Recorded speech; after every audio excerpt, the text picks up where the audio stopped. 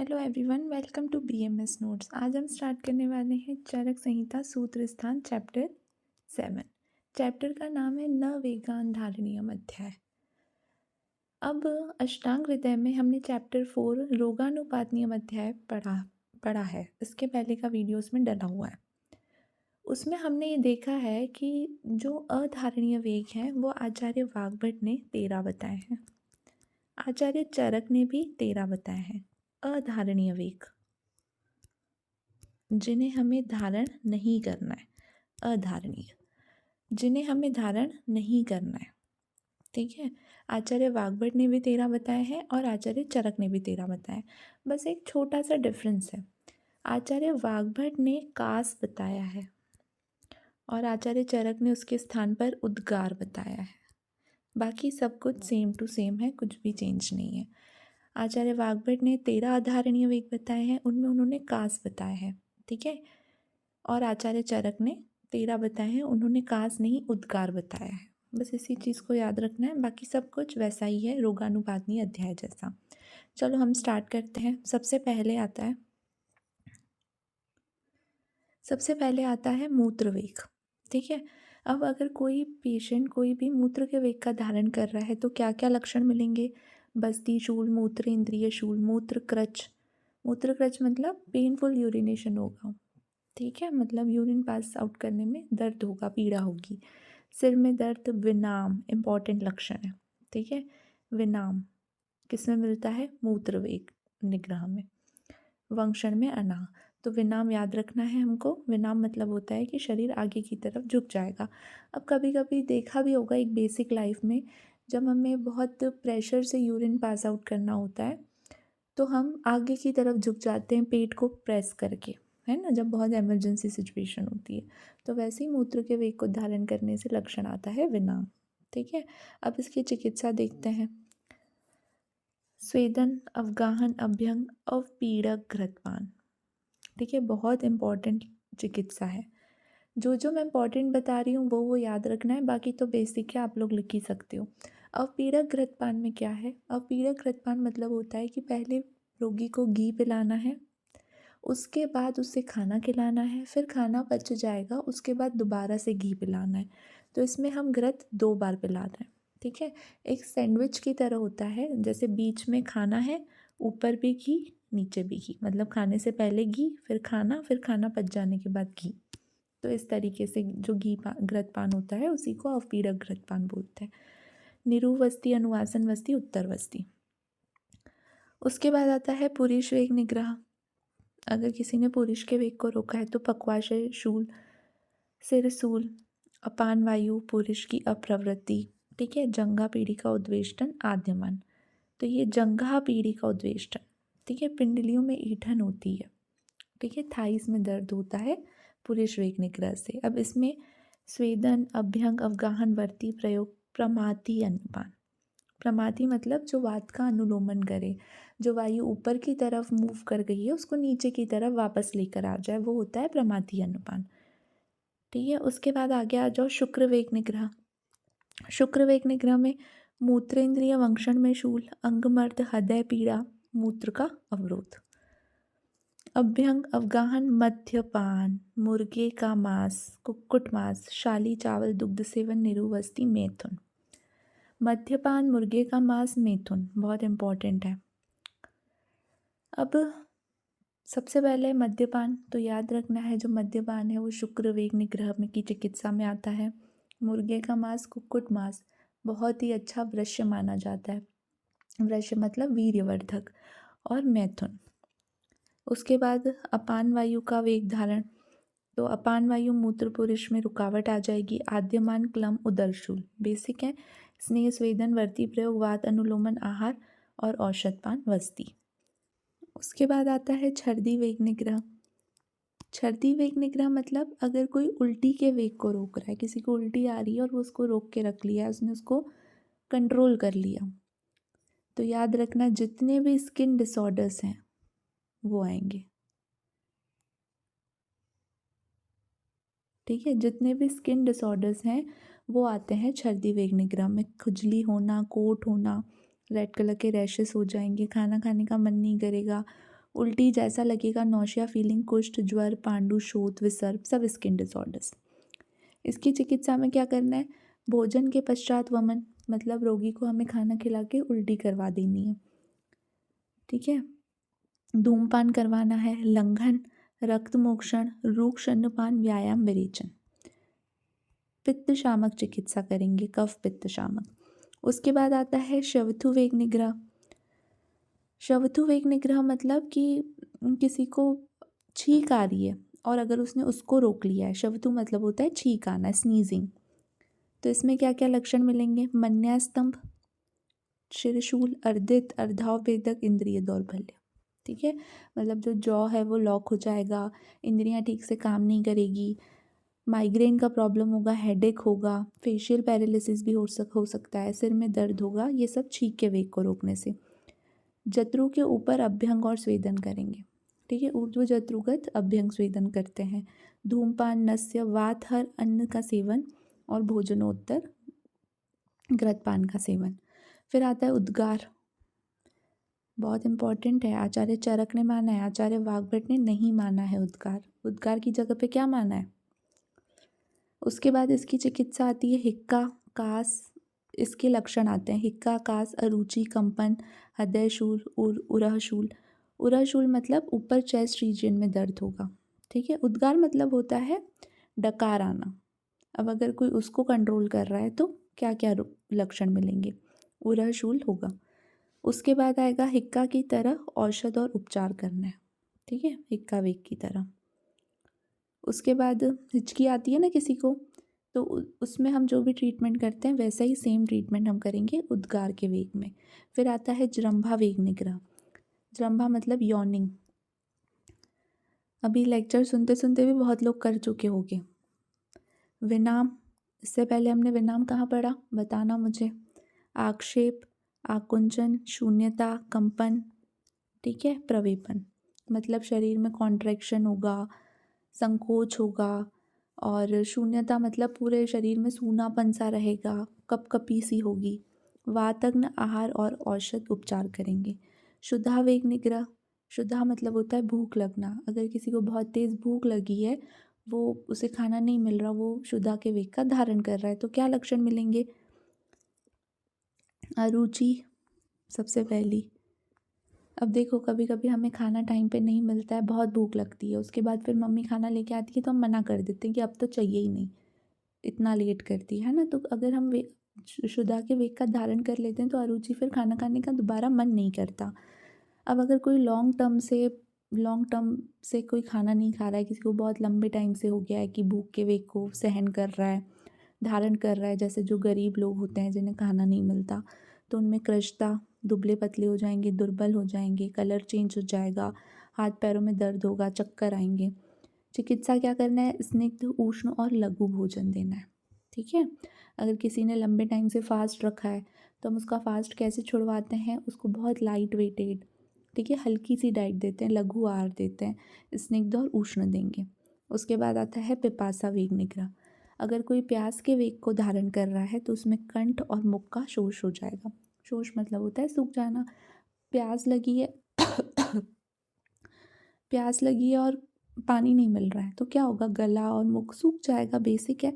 बाधिरता most important लक्षण, ठीक है।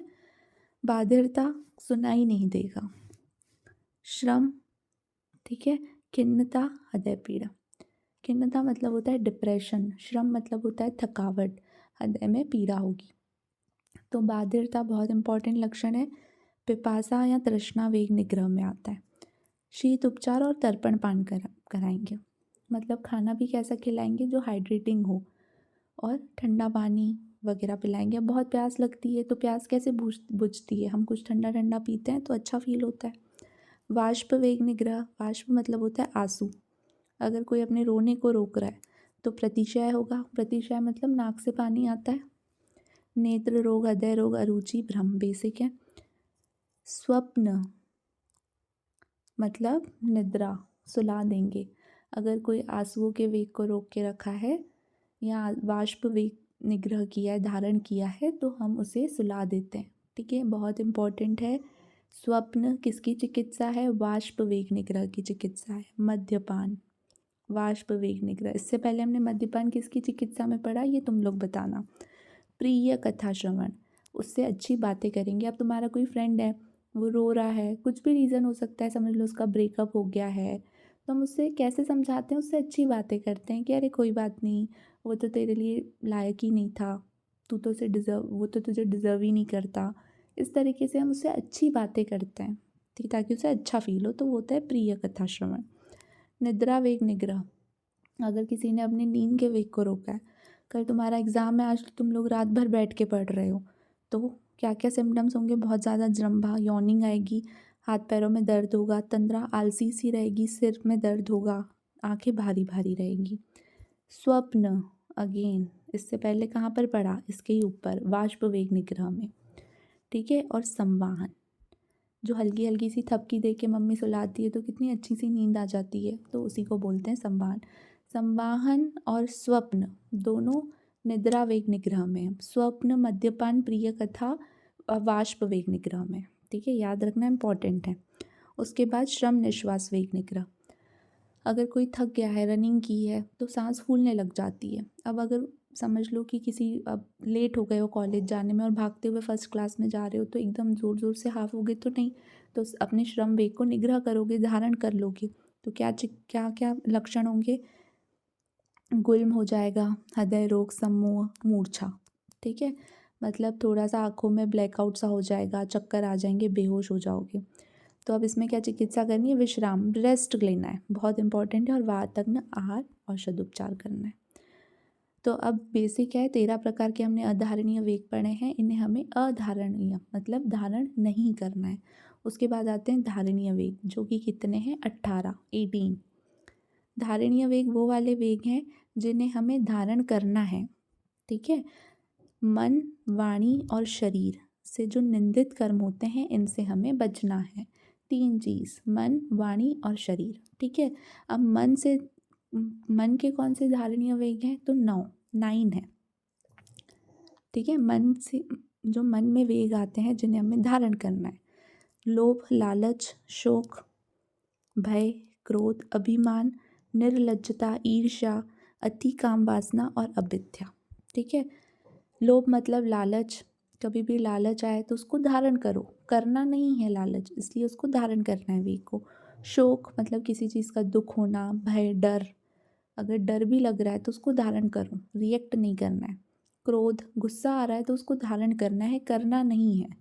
अभिमान, अपने ऊपर बहुत प्राउड होना, ठीक है। निर्लज्जता मतलब बेशर्मी, ईर्ष्या, जेलसी, अति काम वासना और अविद्या। अविद्या मतलब कि किसी के भी लिए या किसी और की चीज़ को अपना बनाने की कोशिश करना अविद्या होता है, तो ये नहीं करना है। उसके बाद आता है वाणी के धारणीय वेग, 5 होते हैं, मन के 9 और वाणी के 5। पारुष्यता, पारुष्यता मतलब कठोर वचन, किसी से भी हमें कठोर वचन नहीं बोलने, रूड बात नहीं करनी है। अति मात्रस्य, किसी से भी हमें बहुत ज़्यादा नहीं बात करनी है, मतलब कोई कोई लोग होते हैं ना, बेवजह भी बोलते रहते हैं, तो ज़्यादा नहीं बोलना है, रूड नहीं बोलना है, ठीक है। सूत्रकस्य, सूत्रकस्य मतलब होता है चुगली करना, इधर की बात उधर करना, ये भी काम नहीं करना है। अनरतस्य, अनरत मतलब होता है झूठ बोलना, नरत मतलब होता है सही बात, सच, तो अनरतस्य मतलब झूठ नहीं बोलना है, ठीक है। और उसके बाद आता है, ठीक है, वाकस्य, वाकस्य काल युक्तस्य, इसका मतलब कि बिना मतलब के बात नहीं करनी है, ठीक है, मतलब अगर तुम्हारे बोलने की ज़रूरत है तो ही बोलो, ज़बरदस्ती नहीं बोलना है। शरीर के धारणीय वेग 4 होते हैं, याद रखना।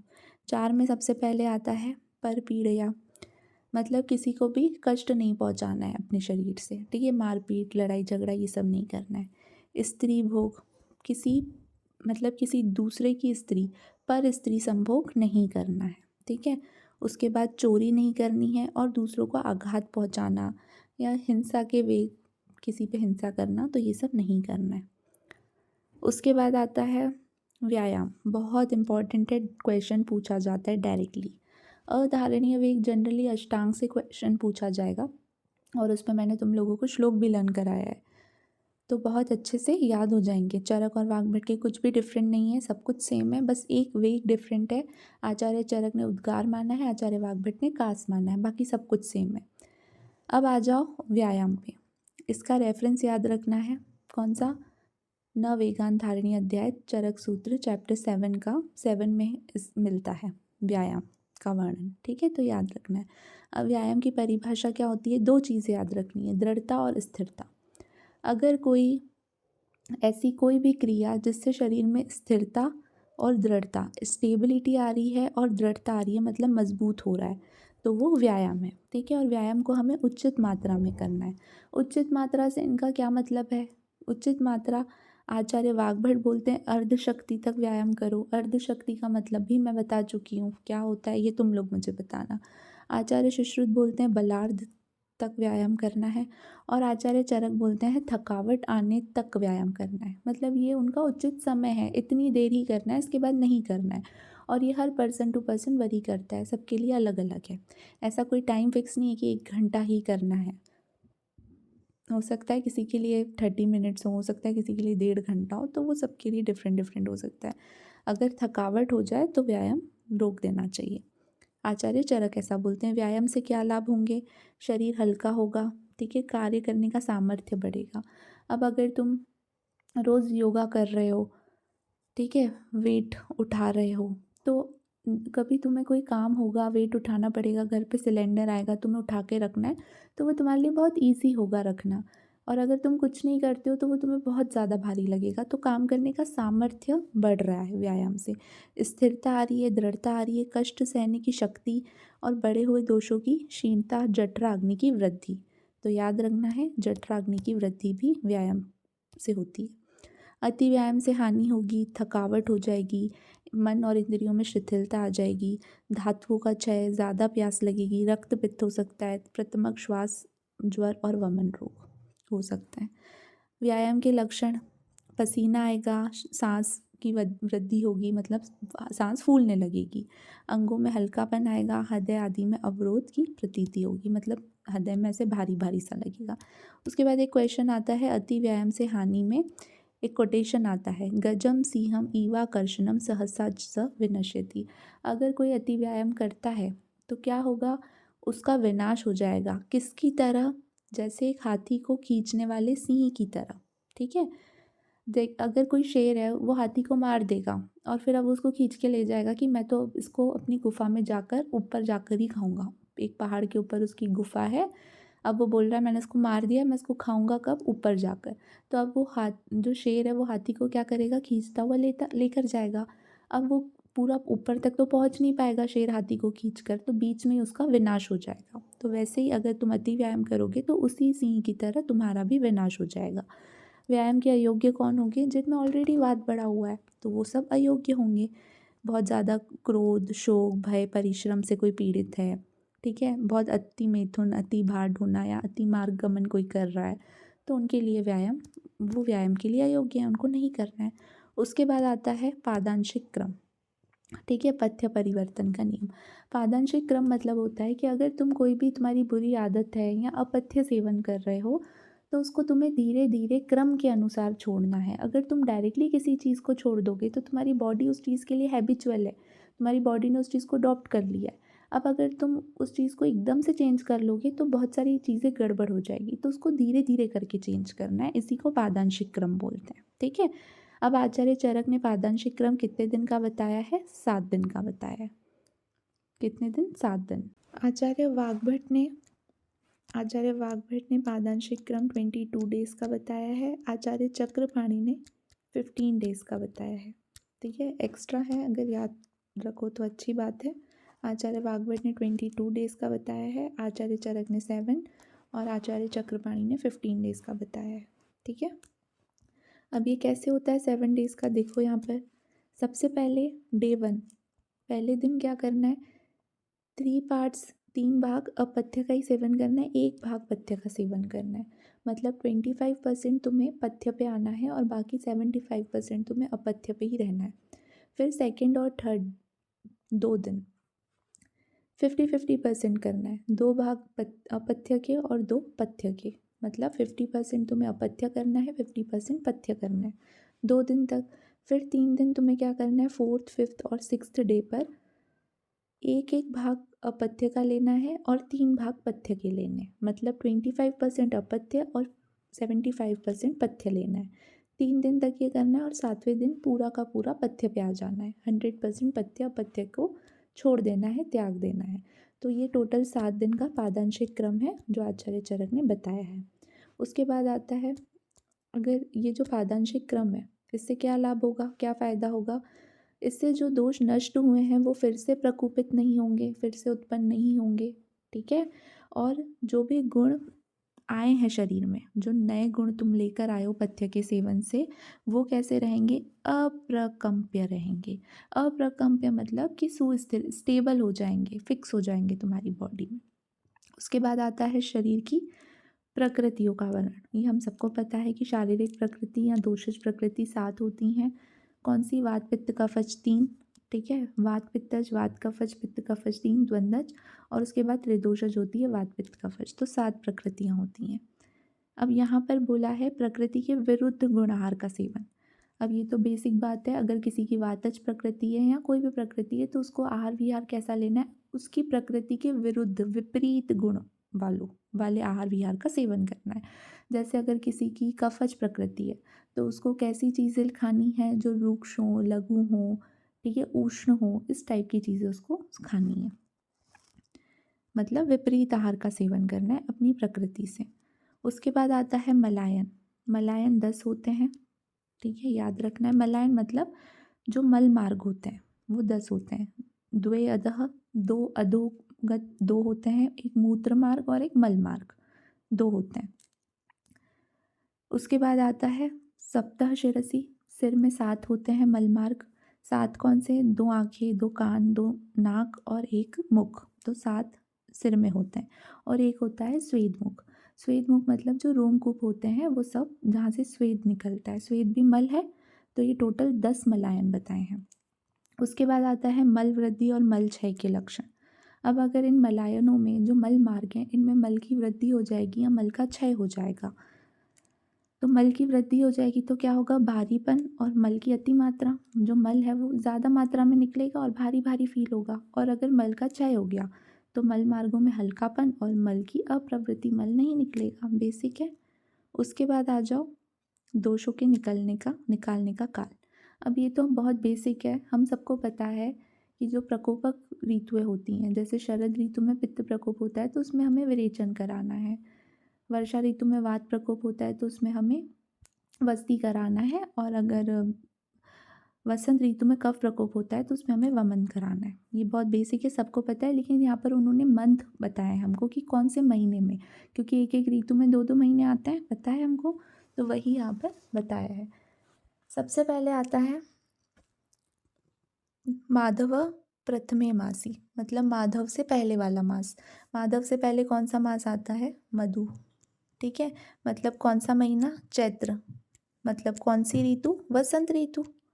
तो वसंत ऋतु में हमें क्या करना है, वसंत ऋतु में हमें क्या करना है, कफ का शोधन करना है वमन के द्वारा। बस याद रखना है मधु, चैत्र मास, ये याद रखना है। उसके बाद आता है नभस्य प्रथमे पुनः। नभस्य प्रथमे पुनः मतलब नभस्य के पहले वाला मंथ। अब नभस्य से पहले कौन सा मंथ आता है, नभ, मतलब कौन सा महीना, श्रावण। मतलब कौन सा मंथ, वर्षा, वर्षा ऋतु। वर्षा ऋतु में वात का करना है, ठीक है। तो नभ श्रावण याद रखना है, वर्षा ऋतु में आता है, इसमें हमें वात का शोधन करना है वस्ती के द्वारा। अब एक चीज़ थोड़ी सी अलग बता दी है यहाँ पर आचार्य चरक ने। यहाँ पर उन्होंने बोला है सहस्य प्रथमे। सहस्य से पहले कौन सा मास आता है, सह। सहस्य से पहले आता है सह। सह मतलब होता है मार्गशीर्ष, ठीक है, मार्गशीर्ष वाला मास। अब मार्गशीर्ष में ऋतु कौन सी आती है, हेमंत, ठीक है। और पित्त का हमने किस में पढ़ा है, पित्त का शोधन शरद ऋतु में। लेकिन यहाँ पे उन्होंने जो हमको मंथ बताया है मार्गशीर्ष या सहमंथ जो महीना है, वो हेमंत ऋतु का है। तो उन्होंने बोला है कि जो पित्त का शोधन करना है, मतलब जो विरेचन कराना है, वो हमें कराना है मार्गशीर्ष में। तो ये चीज़ थोड़ी सी डिफरेंट है, इसलिए याद रखनी है। ठीक है, तो CSM आचार्य चरक ने बोला है कफ वात पित्त के लिए। सी मतलब चैत्र में कफ का शोधन करना है, श्रावण में वात का और मार्गशीर्ष में पित्त का शोधन करना है।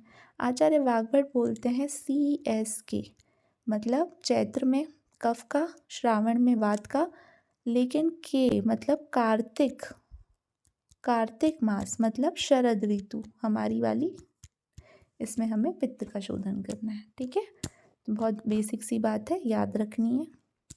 उसके बाद आगे आ जाओ, यहाँ पे आता है पंचकर्म और रसायन वाजीकरण का प्रयोग। जो रसायन और वाजीकरण औषधियाँ होती हैं ना, इन्हें हमें कैसे सेवन कराना है पेशेंट को। रसायन और वाजीकरण से पहले हमें पंचकर्म कराना है।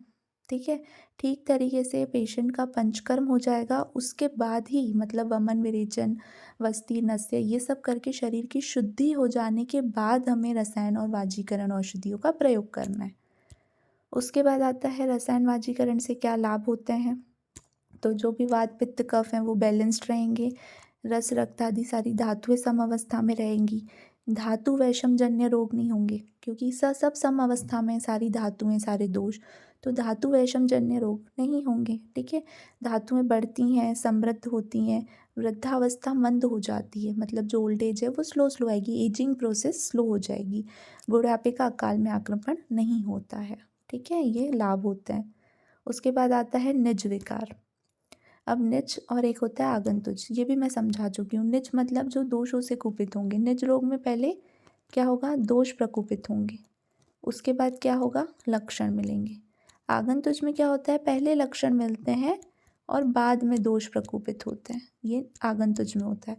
निज मतलब पूरी संप्राप्ति होगी, पहले निदानों का सेवन, फिर उसके बाद दोष प्रकुपित, फिर वो धातुओं को दूषित करेंगे और फिर रोग उत्पन्न करेंगे, लक्षण होगा, ये निज है। दोष प्रकोपित हुआ इसलिए रोग हुआ, लक्षण आया। अब आगंतुज में क्या होता है, किसी का एक्सीडेंट हो गया, कुछ भी बाहरी कारण की वजह से, किसी सांप ने काट लिया या किसी विष वाले पेड़ से संपर्क हो गया, कुछ भी हो गया, तो पहले लक्षण आएंगे, फिर वो बाद में दोषों से संसर्ग करेंगे, बाद में दोष प्रकोपित करेंगे, ये निज रोग होते हैं। उसके बाद आगंतुज रोग। ठीक है, आगंतुज रोगों से कैसे बचा जा सकता है, प्रज्ञा अपराध का परित्याग करना है। ठीक है, इंद्रियों को संयमित रखना है। प्रज्ञा अपराध मतलब क्या होता है, कोई बताएगा, तुम लोग बताना मुझे, ये चैप्टर फर्स्ट में बता चुकी हूँ मैं। इंद्रियों का संयमित रखना मतलब जो भी हमारी इंद्रियां हैं उनको कंट्रोल में रखना है, अपने वश में रखना है। ठीक है, स्मरण शक्ति ठीक रखनी है, हमको चीज़ों को याद रखना है, देश काल आत्मा इन सब का ध्यान रखना है, अच्छे लोगों के साथ रहना है, तो ये आगंतुक रोग उत्पन्न नहीं होंगे। ठीक है, क्योंकि बाहर से जो चीज़ें होती हैं उनको तो हम कंट्रोल कर सकते हैं। उसके बाद आता है उत्पन्न रोगों के शमन और रोगानुपत्ति के साधन। अब जो भी रोग हो गए हैं किसी को, तब उनको कैसे ठीक किया जाए और बाकी जो रोग हैं उनको कैसे रोका जाए। तो हमें क्या करना है, हमें जो भी आप्त पुरुषों के वचन है, ठीक है, आप्त उपदेश प्रज्ञानम, ठीक है, प्रतिपत्तिश्च कारणम। प्रतिश्च मतलब होता है कि फॉलो करना, ठीक है, किसी की भी बात मानना। तो जो भी आप्त पुरुषों के उपदेश हैं, जो भी उन्होंने हमको ऑर्डर्स दिए हैं, जो भी सजेशंस दिए, जो भी बातें बताई हैं, हमें उन्हें फॉलो करना है। उनका पहले तो हमें उनका ज्ञान होना चाहिए। वो ज्ञान कैसे आएगा, पढ़ाई करके। जो भी तुम चीज़ें समझ रहे हो इससे तुम्हें ज्ञान होगा कि उन्होंने हमें क्या क्या बातें बताई हैं, है ना। और उसके बाद फिर तुम्हें उनको फॉलो भी करना है। तो ये दोनों तरीके से अगर तुम सब करोगे तो तुम्हें कोई रोग नहीं होगा और जो रोग हुए हैं वो भी शांत हो जाएंगे। ठीक है, उसके बाद ये आता है, बहुत इम्पॉर्टेंट है, बहुत इम्पॉर्टेंट है, अयोग्य संग साहचर्य का निषेध। ये कोई तुमसे पूछेगा नहीं, एग्ज़ाम पर्पज़ से इम्पॉर्टेंट नहीं है, लेकिन ये लाइफ का बहुत इम्पॉर्टेंट टॉपिक है जो सबको पता होना चाहिए मेरे ख्याल से, कि कैसे लोगों के साथ तुम्हें नहीं रहना चाहिए और सत्संग साहचर्य योग्य पुरुष किसके साथ तुम्हें रहना चाहिए। मतलब ये वो क्वालिटीज़ हैं जो तुम्हारे फ्रेंड्स में नहीं होनी चाहिए, या ऐसी क्वालिटी जिसमें है तुम्हें उनको अपना फ्रेंड नहीं बनाना है और वो जेन्युइनली तुम्हारे फ्रेंड्स हैं भी नहीं, और किसे तुम्हें अपना फ्रेंड बनाना चाहिए, ये बहुत इम्पॉर्टेंट है लाइफ में। तो ऐसे लोग जो झूठ बोलते हैं, गलत काम करते हैं, पाप पाप कर्म करते हैं, चुगली करते हैं, हमेशा लड़ाई झगड़े करते हैं, लालची होते हैं, सबकी हँसी उड़ाते हैं, ठीक है? और दूसरों को देखकर उनसे जेलसी करते हैं। तो ऐसे जो लोग हैं, ठीक है, मतलब जो दूसरों की बुराइयां करेंगे, तो ऐसे लोग हमेशा तुम्हें भी लाइफ में पीछे ही लेके जाएंगे। तो ऐसे लोगों के साथ तुम्हें नहीं रहना है, बहुत इम्पॉर्टेंट है। कैसे लोगों के साथ रहना है? जो हमेशा पढ़ाई में रहें, ठीक है, जिनका नेचर बहुत अच्छा हो, जिनकी मेमोरी बहुत अच्छी हो, जो पढ़ाई करना पसंद करते हैं, जिनमें बहुत सारा ज्ञान हो, जो दूसरों की सेवा करें, हेल्पिंग नेचर हो, काइंड हो, केयरिंग हो। इस टाइप के जो लोग होते हैं ना, इनके साथ तुम्हें रहना है, जो तुम्हें लाइफ में आगे बढ़ाने में हेल्प करें, जो तुम्हें पढ़ाई करने के लिए मोटिवेट करें, ना कि तुम्हें बोलें कि चल घूम के आते हैं, छोड़ बाद में हो जाएगा, अरे ये तो एग्ज़ाम टाइम पे पढ़ के पास हो जाएंगे। इस टाइप के लोगों के साथ मत रहो। जितना हो सके पॉजिटिव लोगों के साथ रहो, अच्छे लोगों के साथ रहो, उनको अपना फ्रेंड बनाओ, ताकि वो भी पढ़ेगा तो साथ में तुम भी पढ़ोगे, फिर तुम लोग बातें भी पढ़ाई की करोगे। तो वो तुम्हारा टाइम यूज़ हो रहा है, यूटिलाइज़ हो रहा है, कि खाना खाते खाते भी हम टॉपिक्स डिस्कस कर रहे हैं कि अच्छा ये जो वात का शोधन है वो कौन से मंथ में बताया है, ठीक है? इस टाइप की बातें करो आपस में, तो नॉलेज बढ़े, उसका भी तुम्हारा भी। तो अच्छे लोगों के साथ रहो बेसिकली। उसके बाद आता है हित सेवन से ही सुख, हमको पता है। उसके बाद दधि सेवन विधि और निषेध, बहुत इम्पॉर्टेंट है, ये भी मैं पढ़ा चुकी हूँ। कब कब दही खानी चाहिए, कब कब नहीं खानी चाहिए। तो रात को दही नहीं खानी चाहिए, घृत चीनी के बिना नहीं खानी चाहिए, बिना मूंग के जूस या बिना मधु के कभी नहीं खानी चाहिए। न तो गरम, ठीक है, मतलब दही को गरम करके नहीं खाना चाहिए, ठीक है, और बिना आंवला मिलाए भी नहीं खाना चाहिए। मतलब 4 चीज़ें हैं, ठीक है, चीनी, घृत और मूंग का युष और आंवला, ये 4 चीज़ें और एक मधु, 5 चीज़ों के बिना दही नहीं खानी चाहिए। अगर तुम लोग ऐसे ही दही का सेवन कर रहे हो तो बंद कर दो। ये 5 चीज़ उसमें मिलाकर ही खाओ, तो ही वो फ़ायदा करेगी, नहीं तो नहीं करेगी, नहीं तो वो और नुकसान करेगी, ठीक है। और अगर कोई दही खाने के नियमों को फॉलो नहीं करेगा तो उसको कौन से रोग हो जाएंगे? ज्वर, रक्त पित्त, विसर्प, कुष्ठ, पांडु, स्किन डिसऑर्डर्स, कामला, जॉन्डिस, भ्रम, ये सारे रोग हो जाएंगे। तो यहाँ पे हमारे ये चैप्टर 7 न वेगान धारणीय अध्याय ये यहाँ पर ख़त्म हो गया है। नीचे डिस्क्रिप्शन बॉक्स में नोट्स की लिंक है। नोट्स तो वैसे खैर है नहीं, ये बुक के ही पीडीएफ बना हुआ है, लेकिन फिर भी अगर चीज़ें मार्किंग करने के लिए किसी को चाहिए हो तो तुम लोग नीचे ग्रुप की लिंक है, व्हाट्सएप नंबर भी है, मुझसे ले सकते हो। और अगर चैप्टर समझ में आया हो अच्छी तरीके से तो अपने फ्रेंड्स के साथ भी शेयर करना, और कोई भी डाउट हो तो मुझसे नीचे कमेंट सेक्शन में पूछ सकते हो। वीडियो को लाइक करना, शेयर करना, सब्सक्राइब करना। Thank you.